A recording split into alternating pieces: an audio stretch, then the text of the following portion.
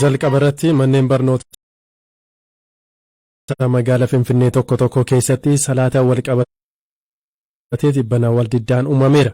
Walitti qabaatti aanaa boordii mana maree olaanaa dhimmoota islaamummaa Finfinnee Ustaaz Muhammad Abaata rakkinichi manneen barnootaa 40 ta'an keessatti uumamu BBC'tti himaniiru. Maddii wal dhabdee kanaas salaata sa'a laaqanaatti salaatamu akka ta'e dubbatan. ወደ 40 የሚሆኑ ትምህርት ቤቶች manneetii barnootaa 40 ta'an keessattidha dubbiin kun kan uumame. Gaafa rakkoon dhalachuu barattoonni kunneen mana maree olaanaa dhimmoota islaamummaa Finfinnee waliin dhufanii rakkoon akka isaan mudate nutti himan. Salaatni yeroo barnootaa fi yeroo saatilaa qanaatti adeemsifamu kun zuhur jedhama. Sa'aatitti jalqabuu fi xumuramuu qaba. Salaata kana mooraa keessatti taasifanna yeroo jedhan isaaniif hin eeyyamamu. Alas deemne salaatna gaafa dhorkaan jira. Sababa kanaan salaata dabarsuu hin dandeenyu jechuun furmaata akka kenninuuf unu bira dhufu ture. Nutis hogganoota manneen barnootaa waliin wal arginee furmaata kennaa turre. Waan amma naannoo lammii kuraatti dhalatee garuu keessattis alattis hin salaatan kan jedhu yoo ta'u, sana booda qaamoti nageenyaas barattoota waliin walgahii taasisuun barnoota keessan yookiin amantii keessan filachuu qabdu yeroo isaan jedhan barattoonni miira keessa seenan. Dubbiin kun waan isaan miidheef gad bahan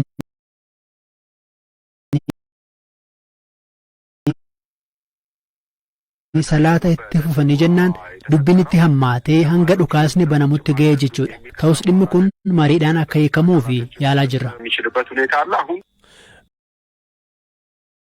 Dhimmicha irratti yaada isaanii kan gaafanne hoogganaan biiroo barnoota magaalaa Finfinnee obbo Zalaalam Mulaatuu qulqulleeffachaa waan jirruuf ammatti haala miidiyaaf yaadatti laannuu miti jechuun BBC'tti himaniiru.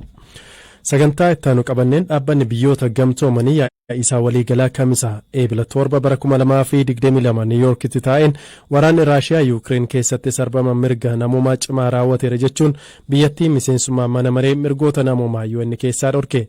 Yaadni murtoo Raashiyaa miseensummaa mana marichaa keessaa dhorkuuf dhiyaatee ture kan biyyootni 93 deeggaruun Itoophiyaa fi Eertiraa dabalatee biyyoonni 24 mormaniiru. 58 immoo sagalee osoo hin kenniin hafaniiru. Firaa'ol Balaay gabaasa qabdi. Itoophiyaa fi Eertiraan alattis biyyoota Raashiyaan mana maricha keessaa akka hin dhorkamne morman Chaayinaa, Siiriyaa, Kuubaa, Maalii, Aljeeriyaa, Veetnaamii fi Zimbaabuwee fa'ii ni argamu. Raashiyaa miseensummaa mana maree mirgoota namoomaa keessaa dhorkuuf akka sababaatti kan eerames waraanni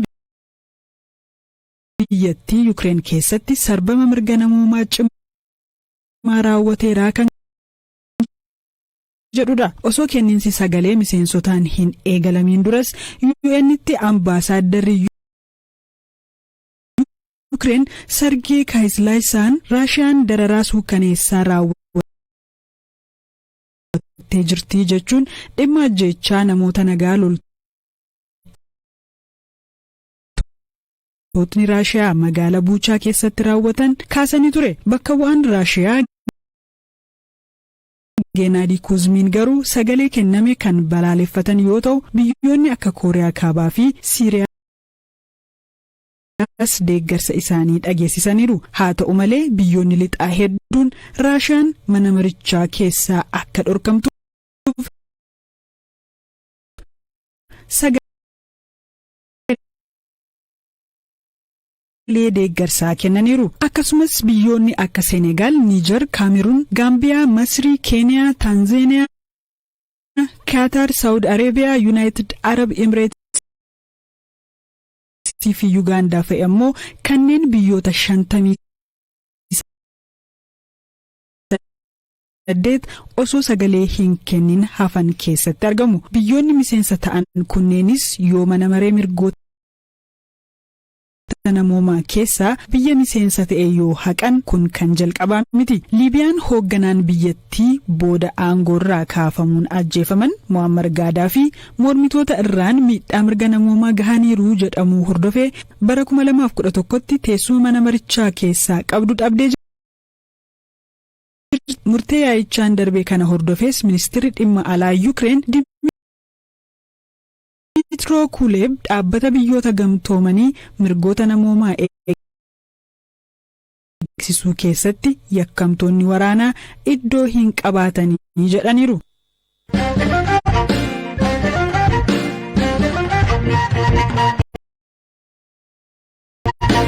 Tibba kana dhimmi taabota lafa keessaa qotamee ba'e jedhamuun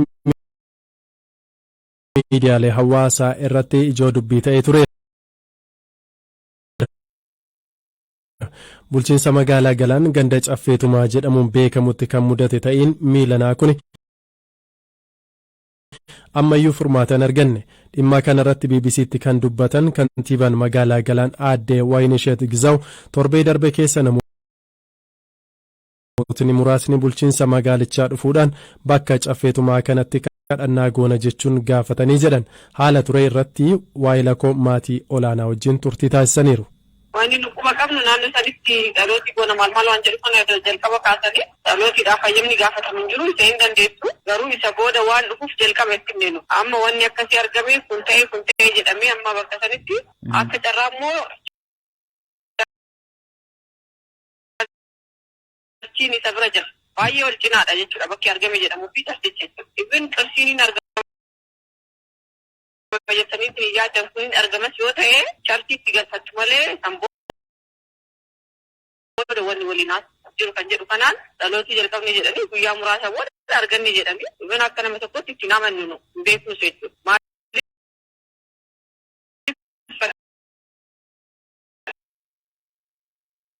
Keessaniitiin weerara lafaa deemuu kanatti jira waan ta'eef kan booda gaafa lammataa xalayaa fidatan waan akkasiitiin naannoo sanitti onnoo goonee achitti osoo turee nuuf ka'uu didee maal waan jedhu kana kaasan lakki waan akkasii hin kaasinaan illee amantaa kana hordofaa waan hin taane keessas nun gashinaa lafni sun lafa piroojeektii paarkii Kaabusuu ijaaruudhaaf qabanneedha piroojeektii mootummaa diizaayinii waa hundura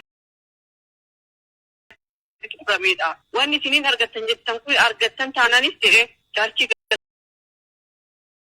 galfatanii achitti dhalooti gochuun hin danda'ama. Wanni walitti fiduun jiru chaalchii fi bakki jedhamu kun meetira 200 wayyuu walirraa siiqu kanaaf kanaan deema waan biraa keessas hin gashinaa kanan gootan taanaan garuu tarkaanfii biraatti galaa kan jedhu kana itti beeksiftu. Bata guddaa darbees baay'ee pabliishaayiz godhamee akkuma jedhamee sooshaal miidiyaan maaliif namoota illee bakka garaagaraatti waammachaa kan turanii sababa saniin hin gaddas deebisnee kaasaa yoo kaasuu baattan tarkaanfii seeraatti kan fudhannu waan ka'u paappaasiitu kaasaa maal waan amantaa fakkeessaniif mo'annoo jedhu kana jira waan ta'eef eniyaa waan itti muuqamne itti miira kun ganama kanatti caasaan keenya deemee cheeka godhu deemee itti miira yoo kaasan kaasanii yoo kaasuu baatan garuu tarkaanfii itti deemna dhuguma wanni argame jedhamus argamnaan chaarchiin achuma jira chaarchii galfatanii dhaabootii gochuun hin danda'ama dhimma lafichaa yoo ta'e malee dhimma amantaanis yookiin waan argame jedhamuunis wal qaban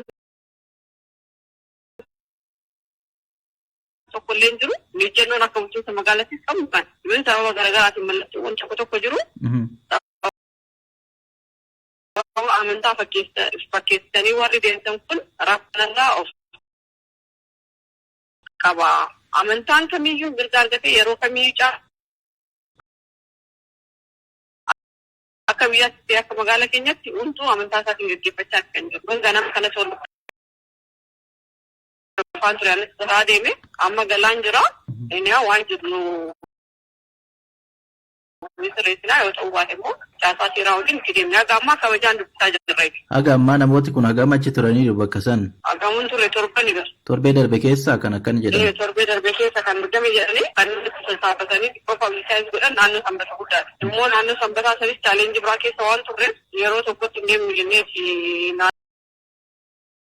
naannoo kun daangaa keenya naannoo makkaan nafoon nuti namni wayii miidhamee ture. Sababa saniin atteenshiin keenya ture.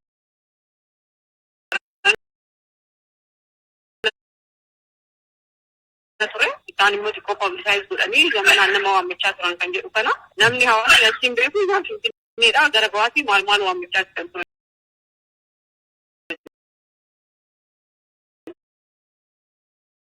Namooti achi jiran kun tarii tajaajiltoonni yookaan namooti amantaa achitti argame jedha kun namootuma naannaa sanitti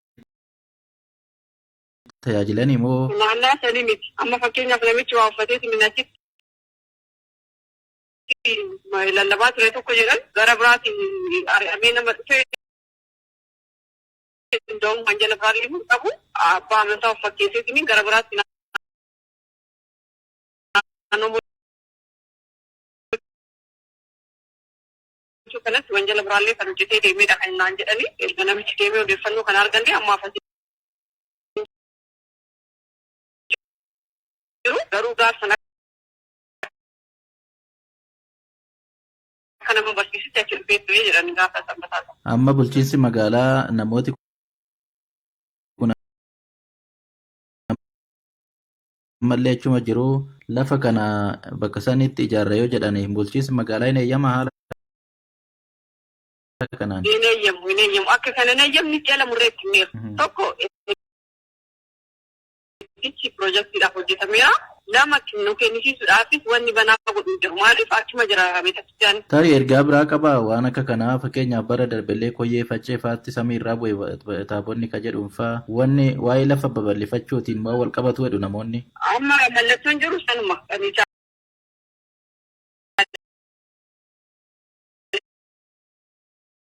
Wanti keessa dhingatu subbasheetiin jedhu kanuma qabannaa lafaa fakkaata malee tokko tokko amantaa ni fakkaata. Kana qofaa miti qabannaa argee jedhee tokko saawwii kootiin argee jedhee kana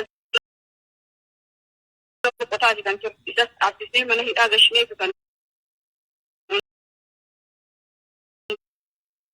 nu goone jechuudha.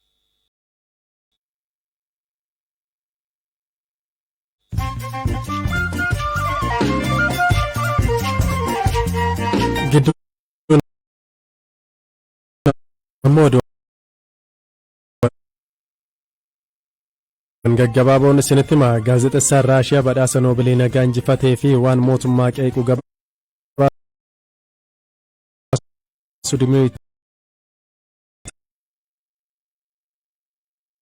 Muraatoof waayita baaburaan deemaa jirutti halluu diimaa keemikaala Ace-Notes wajjin makamee haleelamuu hime. Namtichi isa haleele kun Muraatoof kun lollee yookaan loltoota keenyaaf jechuun itti darbate. Waashingten DC'tti jeedalli maraatti miseensa mana maree fi gaazexeessaa dabalatee namoota 9 ciniinuu ishee hordofee haala hammeenya hin qabneen ajjeefamte. Ilmoon jeedalaa kanaa sadiis erga haati qabamtee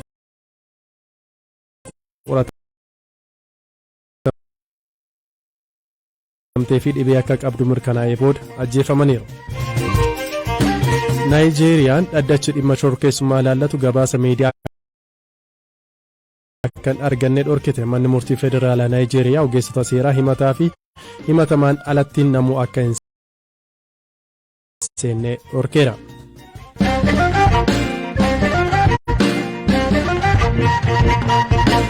Kan itti aanuun Itiyoophiyaatti lakkoofsi namoota dhiigaa arjoomanii gad bu'u irraa kan ka'e hanqinni kuufama dhiigaa mudachuun dhaga'ameera. Hanqinni kun akkamiin dhalate jechuun baankii dhiiga biyyaalessaa Itiyoophiyaatti hoogganaa tajaajila dhiiga arjoomtotaa ዶክተር ተመስገን አበጃ ዱብስኔራ በተለይ የጾም ወቅት ከመሆኑ ጋር ተያይዞ አመ ወቅቲ ሶመና ዋንቴፍ ሀሚ ዲጋ ከብያት ወልት ቀብኑ ህሪሳ ደሙ ፊ ሶምኒ ረመዳና ፊ ፋሲጋ ወልረ ዋንቡ ኤፈሞ ሀሚ ዲጋ አርገኑ ደቻዳን ገድቡ ይጅራ ኬሱማ ጎስ ዲጋ ኦፊ ፕላትሌት ጀራመን waan baay'ee barbaadamaniif hanqina guddaatu jira. Kanaaf hawaasni keenya sooma booda akka nu arjoomu gaafanna. እንዲለግስ ነው ጥሪ እያስተላለፍን ያለ ነው። ogeessi kun dhiiga arjoomuun miidhaa cimaa waan hin qabneef namni umriinsaa waggaa 18 ol jiru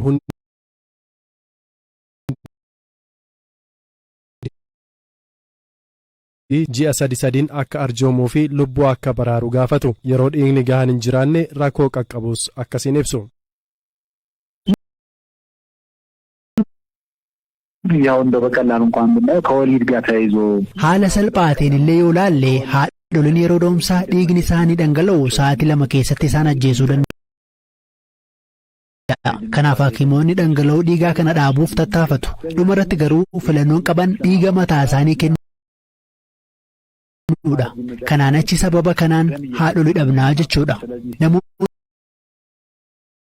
yeroo balaan irra ga'u dhiigni isaanii dhangala'a. Dhiiga kana immoo kan bakka buustu dhiiga kennamuutinidha. Kanaan achi du'uu danda'u jechuudha. Dhukkubsattoonni kaansarii dhiigaa gosni dhiigaa pilaatileetii gaafa gadi bu'u sammuu fi funyaan isaanii keessatti dhiiga dhangala'uun du'aaf isaan saaxila. Namoonni hanqina dhiigaa qabanis akkasuma rakkatu. Wallaansii baqaqsanii yaaluu yeroo taasifamus dhiiga otoo hin qabaatin hin ta'u gatii ta'eef wallaansi kun haqamuu danda'a. Kanaaf dhaabolee fayyaa irratti dhiibbaa olaanaa qaba jechuudha. ጤና ተቋም ላይ የሚያመጣው ጫና ከፍ ያለ ነው።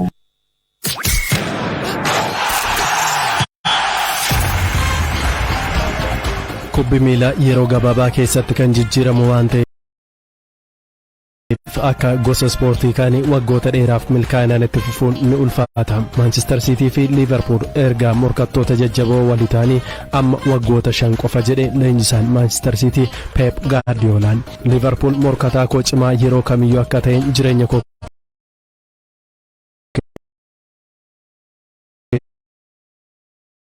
keessatti yaadadha kan jedhe Guardiolaan qabxii 198 fiddee dorgommii Premier League xumurtu taanaan kilabni biraan akka malee duubaan dhiibbaa sirra geessisaa jira jechuudha jedhan. Bara 2018 Manchester Cityn galchii 106 lakkoofsuun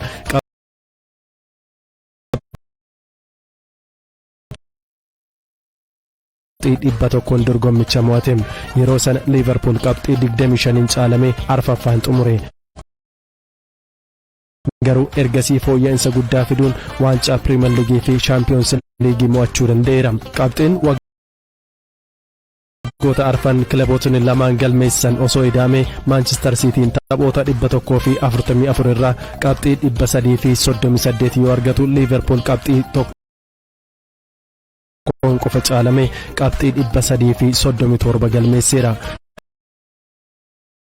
Dorgommii bara kanaa gara xumuraatti dhiyaateenis Manchester Cityn qabxii 73 argachuun qabxii tokko qofa caaleeraani. Dilbata kana Etihad irratti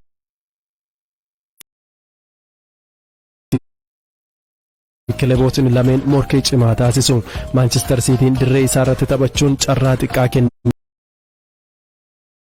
jedhamus Liverpool tapha murteessaa kanarraa qabxii argachuuf waan danda'u hundaa ni taasisa. Xiinxalaan ragaaleen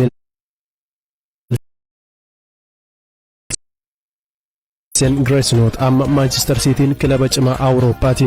Liverpool itti aana jedheen kana Cityn 61 carraa waancaa Premier League injifachuu qaba jedha. Liverpool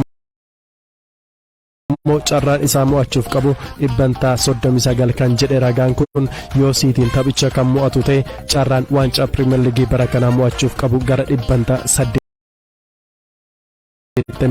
guddata jedheera. Liverpool yoo tapha kana mo'ate qabxii lamaan City caaluun dursummaa harkaa fudhata. Pep yoo tapha kana mo'adhe kilooppii waliin wayinii unachuun barbaada. Morkataa cimaa fi leenjisaa kubba miilaa addunyaa miidhagsa jechuun jajeera.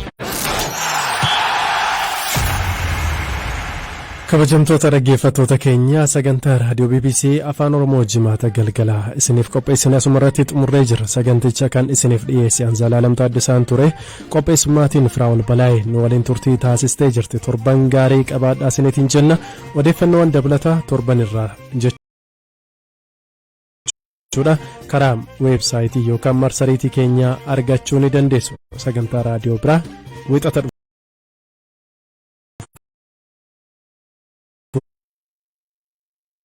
walitti deebina halkan gaarii qabaadha.